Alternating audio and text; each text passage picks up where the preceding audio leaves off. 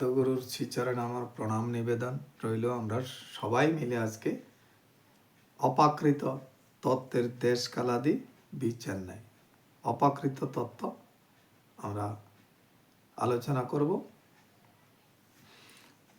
শ্রী শ্রী বিবর্ত প্রেম বিবর্ত বিলাস গ্রন্থ থেকে বলছে, অপাকৃতম মধ্যে দেখো কালের প্রভাব, ভূত ভবিষ্যতের বুদ্ধি তাহার স্বভাব। অপাকৃত তত্ত্বে ভূত ভবিষ্যৎ নাই, নিত্য বর্তমান তথা বলিহারি যায়। অগবেং মনের অগোচর অপাকৃত তত্ত্ব, বর্ণিতে আইসে দোষ এই মাত্র সত্য। অপাকৃত তত্ত্ব আলোচনা করতে গেলে, বর্ণনা করতে গেলে দোষ আসতেই পারে। সাধুগুরু বৈষ্ণবেরা ক্ষমার চোখে দেখবেন, ক্ষমার দৃষ্টিতে দেখবেন। অপাকৃত তত্ত্বে কভু দোষ নাই পাই, অচিন্ত শক্তিতে সব সাবধান ভাই। পূর্বপর হেন কথা কবু নাহি তাই, বলা হয় নাই, সর্বদা নতুন সবই আনন্দে মাতায়। অতএব তত্ত্বে যে অখণ্ড খণ্ড ভাব, সমকালে দেখি সেও তত্ত্বের স্বভাব।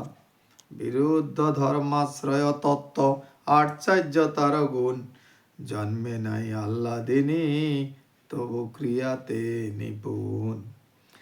জন্মিবার পূর্বে রাধা কৃষ্ণে দুই করে দোহে, প্রেমের বিকার হয়ে আগো নিজে জন্ম ধরে।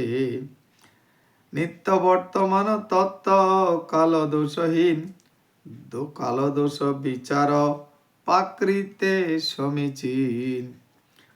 শ্রী অদ্বয় তত্ত্ব আর রাধা কৃষ্ণ তত্ত্ব, সমকাল সত্য নিত্য আর শুদ্ধ সত্য। হরি বল, হরে কৃষ্ণ। এই যে অপাকৃত বলছে শ্রী অদ্বয় তত্ত্ব আর রাধা কৃষ্ণের তত্ত্ব, সমকালে সত্য, সময় অনুযায়ী সেটা সত্য, নিত্য আর শুদ্ধ সত্য, সেটাই অদ্বয় তত্ত্ব। এবং রাধাকৃষ্ণ তত্ত্ব দুটাই সত্য, নিত্য, সত্য এবং নিত্য। হরে কৃষ্ণ।